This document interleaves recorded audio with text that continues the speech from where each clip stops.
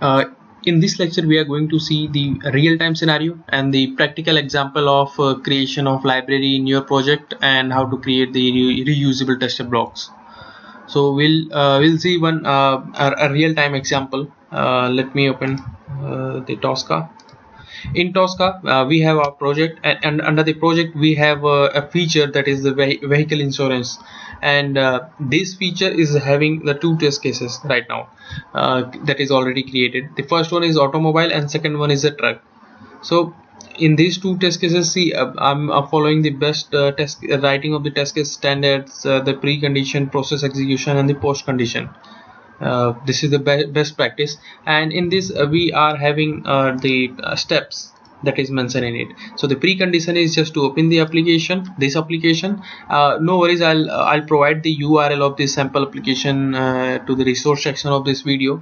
You can find it over there, and in the precondition just maximize the window, and then you are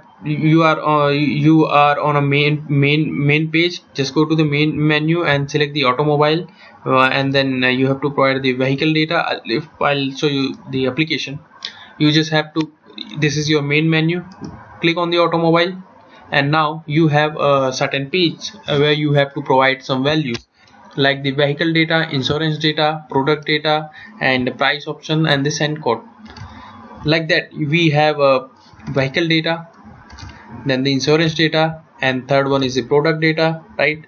So these three are blocks where we are providing the values, and then we have a price option where we have applied some validations like according to the its type, whether it is a silver, gold, platinum, and ultimate. You have the price also over there. So we have to just validate, if we select this code, then the price must be this. So this is just a validation, and in the last one we are sending the code through the email.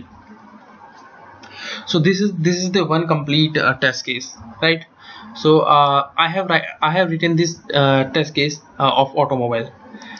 And some other person in my project, he writed the truck test case. This is the same test case that I have just shown you, but just instead of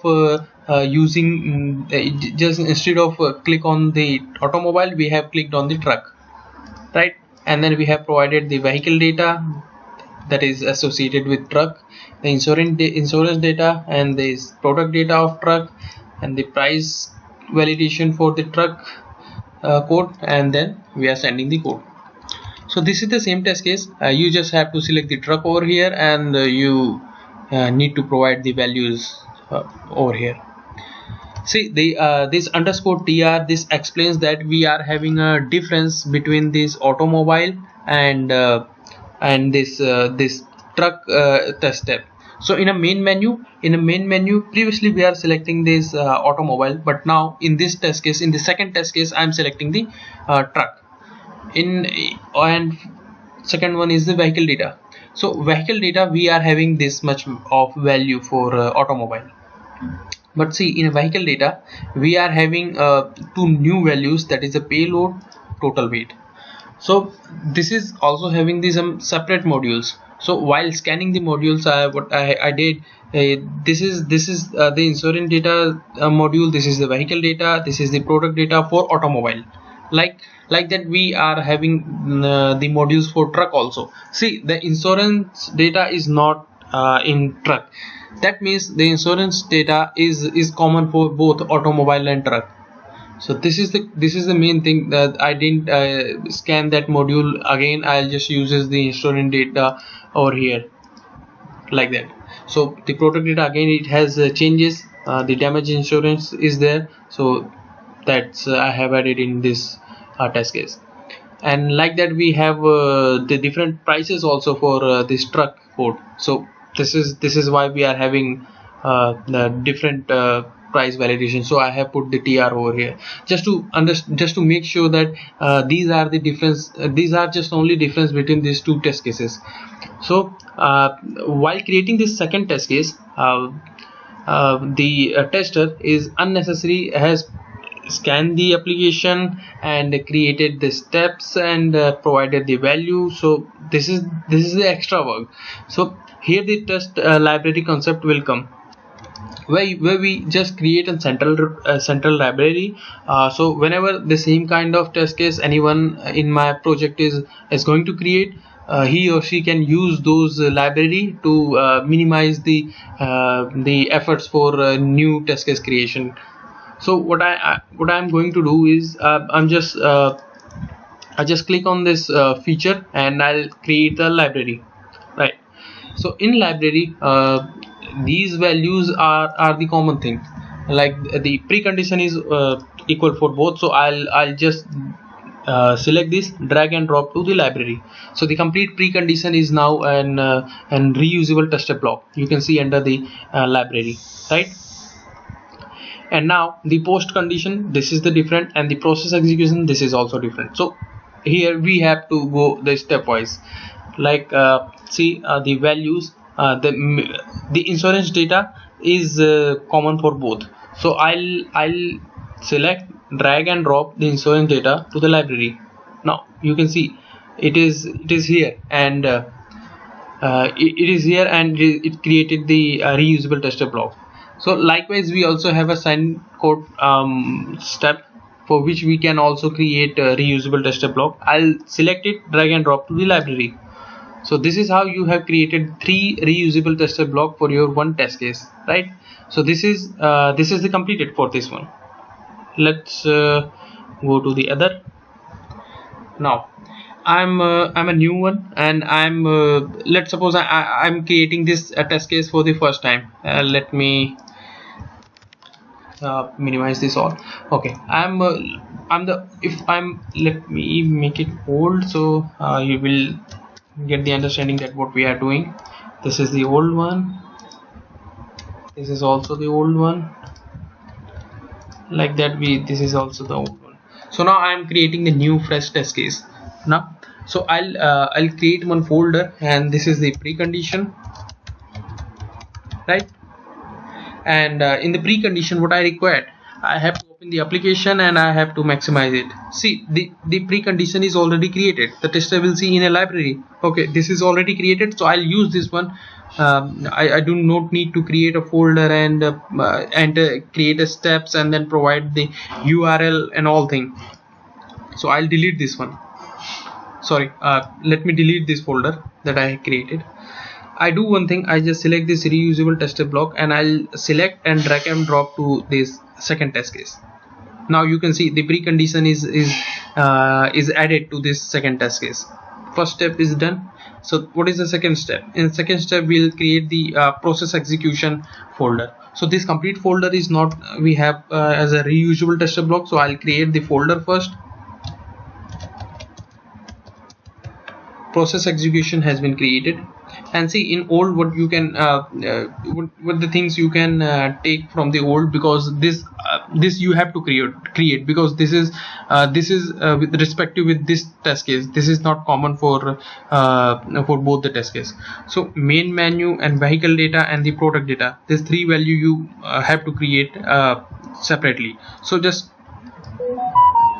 copy those and paste it in the process execution folder. Okay, I have pasted. Now the insurance data is common in both the test cases. So you can just go to your library whether you have the insurance data or not. Yeah, I am having the insurance data, so I'll select this and drag and drop to my test case 2. Now you can see that you are having the insurance data here. Just make the sequence equal, like first the main menu is there, first the main menu, then the vehicle data, second is vehicle data, and the third one is the insurance. So I'll added the insurance here. So now the insurance is also completed, the process execution is also completed. Remember guys, this I am doing because I have already scanned these modules, so this is why I don't need to create the modules and steps again. So before starting with this lecture, I have created this. I have explained that how to create a module and test case in my previous lecture. You can go and see over there. So now the two things, the precondition and the execution part, it has been done. So you can delete this too. This is the old one, right? We can delete it. And now we have a post condition. In a post condition also, the complete folder is not a reusable test step block, so just create a post condition folder. In a post condition folder, we are going to include the steps that are related with the after the validation thing. So what we can add is the okay, so process execution. After that, in the post condition, you can add some validations and or to close the browser, that kind of thing you can add in the post condition. You can also add in process execution also, but we generally separate it so to make better sense of your test cases. So now in a post condition, the first step is the price option, that is the separately unique for this test case, so I have added it. And now there is a send code is there in library, so I'll do one thing, I'll just copy and paste, I'll just select, drag and drop to my test case. Now the complete test case has been done. You can remove this old one. This is the complete test case that has been created, right? You can see over here, you can see like that. They open the application, then maximize the browser, go to the menu, select the truck, then fill the vehicle data, fill the insurance data, fill the product data, validate the price, and then send the code. So this is the complete test case, right? So this is how you create you create the libraries and all. So if I'm writing again a new test case, if I think that this can be an reusable test step block, I can just simply move those in here, and whenever I'm creating the new test case, I can use that one. So guys, this is the practical example how you create a Tosca library, how you create a library in Tosca, and how you create a reusable test step block. So the same kind of processes that you have in both the test cases, you can use those from library. This will reduce the maintenance and increase the reusability of your test cases. Okay, so this is it. We'll see you in the next lecture with business parameter. I'll continue with this example, with this same example in the next lecture. Thank you guys.